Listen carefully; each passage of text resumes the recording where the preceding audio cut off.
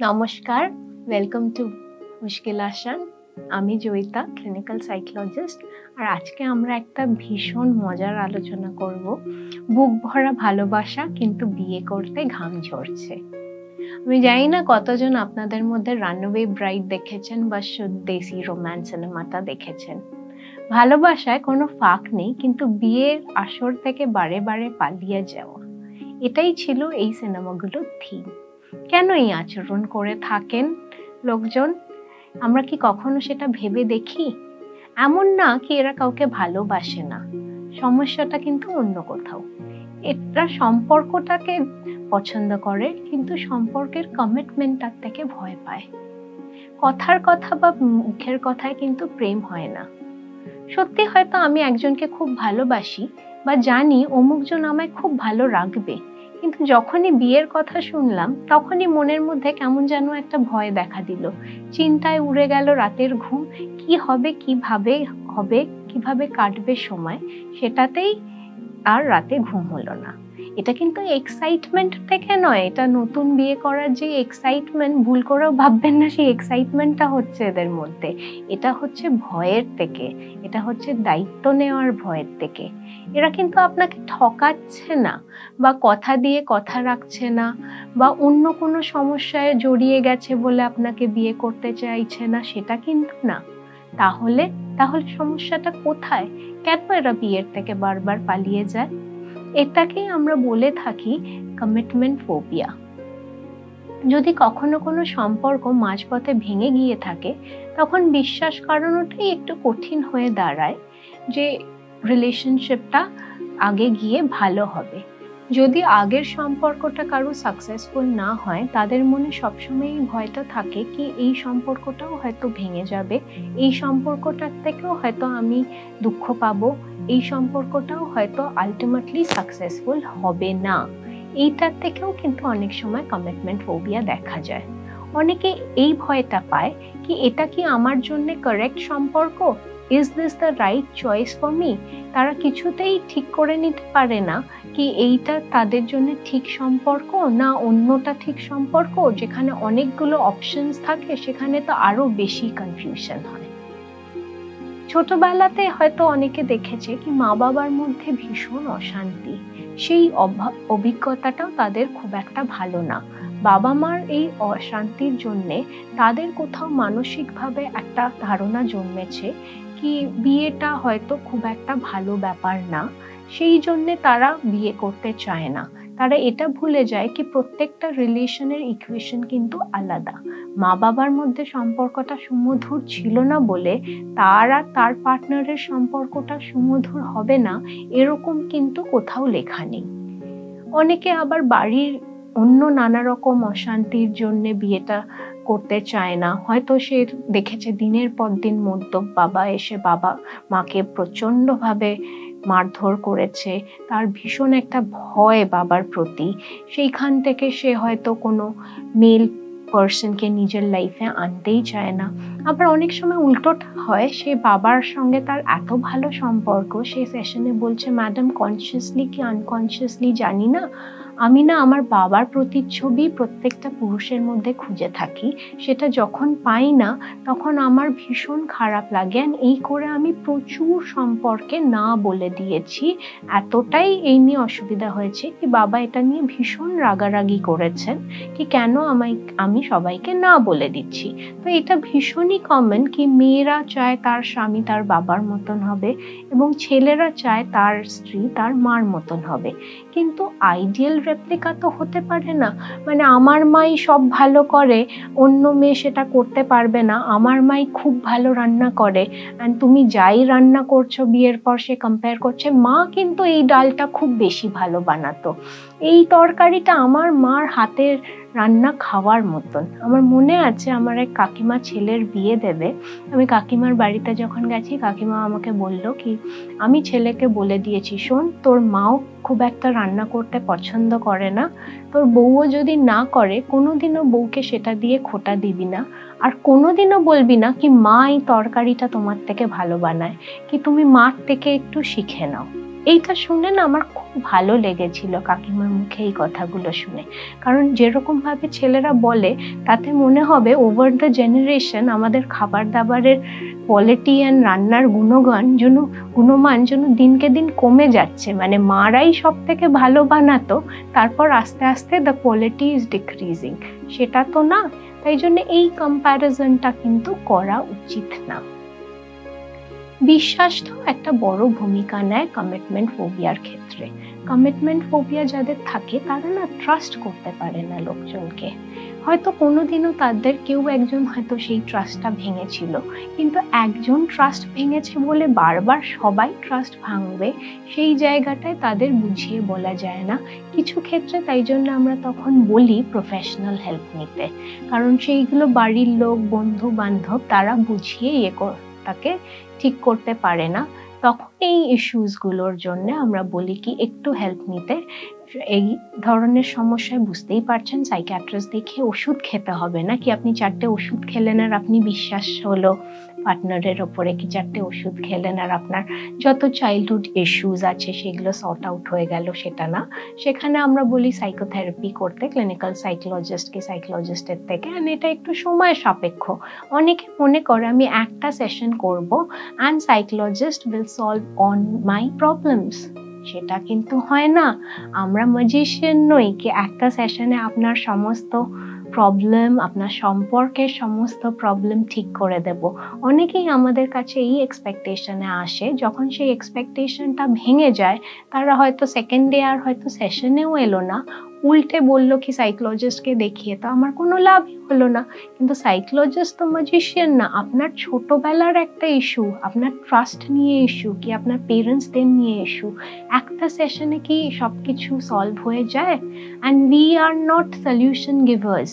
আমরা আপনাকে অনেকগুলো পাথ বলে দেব, অনেকগুলো পথ আপনাকে করে দেব। অ্যাকচুয়াল ডিসিশনটা কিন্তু আপনার, কি কোন পথে আপনি চলবেন। আমরা কিন্তু আপনাকে পিন পয়েন্ট করে দেব না কি আপনি এই সম্পর্কটাতে যান, কি আপনার কাছে 4টে অপশন থাকলে কোন অপশনটা আপনি চুজ করবেন। মানে আমাদের কাছে এসে ডেফিনেট কোয়েশ্চেন্স জিজ্ঞেস করে লোকে, ধরুন আমি এই সম্পর্কটাতে যাব না ওই সম্পর্কটাতে যাব, সেই ডিসিশনটা কিন্তু আপনাদেরই নিতে হবে। আমরা কিন্তু সেই ডিসিশনটা আপনার হয়ে নিয়ে নেব না। অনেকেই আবার মনে করে কি তাদের নিজেদের কিছু ইনফিরিয়রিটির জন্যে তারা মনে করে কি am I good enough, মানে আমি কি আমার এই পার্টনারকে সুখী করতে পারবো।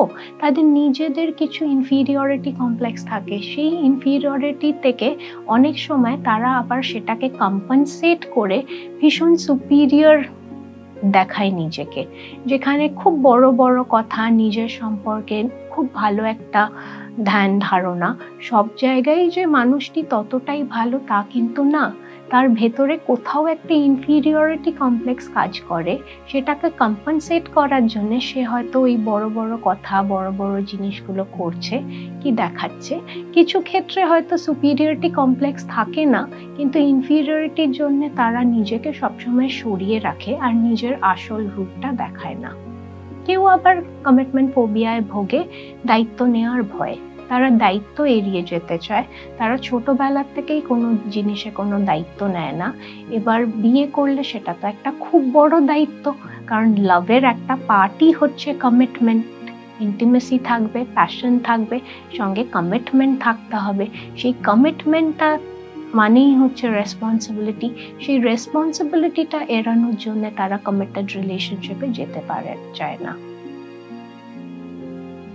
অনেকেই আবার আছেন যারা সম্পর্কে আঘাতের ভয়ে কমিটেড হতে চান না।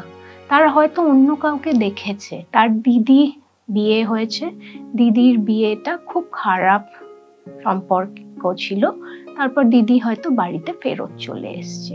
দিদিকে সে দিনের পর দিন হয়তো নির্যাতিত হতে দেখেছে, দিদিকে খুব কষ্ট পেতে দেখেছে। তার সেই ভয়টা কি আমিও হয়তো আঘাত পাবো দিদির মতো। আমি একজনকে এরকম দেখেছি, তার বাবার সঙ্গে মায়ের সম্পর্কটা ভালো ছিল না, কারণ মায়ের একটা মানসিক রোগ ছিল, তিনি সেটা ট্রিটমেন্ট কোনোদিনও করেনি। তাই বাবা অন্য কোথাও গিয়ে সংসার বেঁধেছিল আর খুব কম ফিনান্সিয়াল হেল্প তাদের করতো। তারা 2 বোন, তো বাবা বুঝতেই পারছেন অন্য কারোর সঙ্গে ঘর বাঁধায় তাদের জীবনটা অনেকভাবে চেঞ্জ হয়ে যায়, তাদের পাড়াপড়শির থেকে নানা রকম কথা শুনতে হয়, কারণ যেই সময় তার বাবা তাদের ছেড়েছিলেন সেই সময় সাধারণত সেপারেশন কি ডিভোর্স হতো না। এবার যখন ওনার সম্পর্কটাও ঠিক দিকে যাচ্ছে না, উনি নানাভাবে নির্যাতিত হচ্ছে, উনি এই ভয়েতে সম্পর্কটা থেকে বেরিয়ে আসতে পারছিলেন না কি আমার মার সংসারটা টেকেনি, আমার সংসারটাও না টিকলে দোষটা তো আমারই হবে কি আমরা সংসার বাঁধতে পারি না। অ্যান্ড বোনের মনে এই ভয় কি আমার মার সংসারও টেকেনি, দিদির সংসারেও এত অশান্তি হচ্ছে, আমি কি পারবো সুখে সংসার করতে, আমার সংসার কি টিকবে, সেখান থেকে তার একটা কমিটমেন্ট ফোবিয়া হচ্ছে। সেই ভয় থেকেই সে নতুন সম্পর্ক গড়ার পথে যাচ্ছেই না, নিজেই একটা নিজের বড় বাধা হয়ে দাঁড়াচ্ছে। এটার একটা সায়েন্টিফিক নেমও আছে আমাদের ভাষায়, আমরা এটাকে পিস্ট্রানোফোবিয়া বলি, যেটা হচ্ছে লোকে মানসিক ট্রমার ভয়, ইমোশনাল ট্রমার ভয় সম্পর্ক থেকে দূরে সরিয়ে আসে। তারা ভয় পায় কি তাকে হয়তো কেউ ছেড়ে চলে যাবে, কি তাকে কেউ খুব দুঃখ দেবে, সেই মনোকষ্টটা সে সহ্য করতে পারবে না, সেই ভয়ে তারা কমিটমেন্টে যেতে পারে না, সেই ভয়ে তারা কমিটমেন্ট এড়িয়ে এড়িয়ে থাকে। তো এই জায়গাটা থেকে কিন্তু নিজেকে বের করে আনা সম্ভব। প্রফেশনাল হেল্প ছাড়াও যদি নিজের কন্ডিশনটা অ্যানালাইজ করা যায় কি কেন আমি কমিটমেন্ট ফোবিয়াতে ভুগছি, কেন আমার মধ্যে এটা দেখা যাচ্ছে, নিজের সঙ্গে নিজে আলোচনা করলেই কিন্তু বোঝা যাবে where is the cause of this, the root of this। যদি আপনি সেটা নিজে বুঝতে পারেন কি সেটা কোথায়, আপনার ছোটবেলার কোনো ইস্যুজে, আপনার বাবা মার ম্যারেজে আপনি কিছু দেখেছেন কি, আপনি কারো থেকে কিছু শুনেছেন কি, আপনার জীবনে কিছু হয়েছে যেটার থেকে আপনি নতুন সম্পর্কে যেতে চান না, প্রথমে আপনি সেই কজটা দেখুন, অ্যাকচুয়াল কজটা কি যেটার জন্য আপনার কমিটমেন্ট ফোবিয়া হচ্ছে। তারপর আপনি দেখুন এটা থেকে আস্তে আস্তে কি করলে আপনি বেরিয়ে আসতে পারবেন। আপনার আচরণে কি পরিবর্তন হয়, যেই ধরুন সম্পর্ক ভালোই যাচ্ছে, আপনারা বেশ ক্লোজ টু ইচ আদার, কিন্তু যেই সে আপনাকে বিয়ের কথা বলছে তখনই ইউ আর শাটিং ডাউন, তখন আর কোনো কমিউনিকেশন না, তখন আজকে এই প্রবলেম, কাল এই প্রবলেম, আজকে কাজের জায়গার খুব স্ট্রেস, আজকে চাকরি নিয়ে টানাটানি, চাকরিটা থাকবে কি না, তারপর দেখা গেল হয়তো চাকরিটাই চলে গেল। এবার চাকরি চলে গেলে আর কি করে বিয়ে করবে, তখন চাকরি নেই বলে বিয়েটা হলো না, তারপর আবার সে চাকরি পেলো, কিন্তু চাকরি পাওয়ার পরেও তার আবার অন্য একটা সমস্যা দেখা গেল, তখন কিন্তু it is time to see কেন সে বিয়েটা এড়িয়ে যাচ্ছে, সে আদৌ বিয়ে করতে চায় কিনা। এবার সে যদি সেটা বুঝে নিজেকে সেখান থেকে বেরোতে চায় খুব ভালো, যদি সে সেখান থেকে না বেরোতে চায় তাহলে ইট ইজ টাইম দ্যাট আপনাকে নিজের ডিসিশনটা চেঞ্জ করতে হবে। আমি এরকম অনেক ক্লায়েন্টকে দেখেছি, তারা হয়তো বেশ কিছুদিন একজনের সঙ্গে মিশেছে, মেলামেশা করেছে, অপর দিক থেকেও খুব ভালো পজিটিভ পেয়েছে, তারপর হঠাৎ একদিন অন্যজন জানালো আমার ক্লায়েন্টকে কি না সে তো এই বিয়েটা সম্ভব না, কারণ অ্যাস্ট্রোলজিক্যালি ম্যাচ হচ্ছিল না।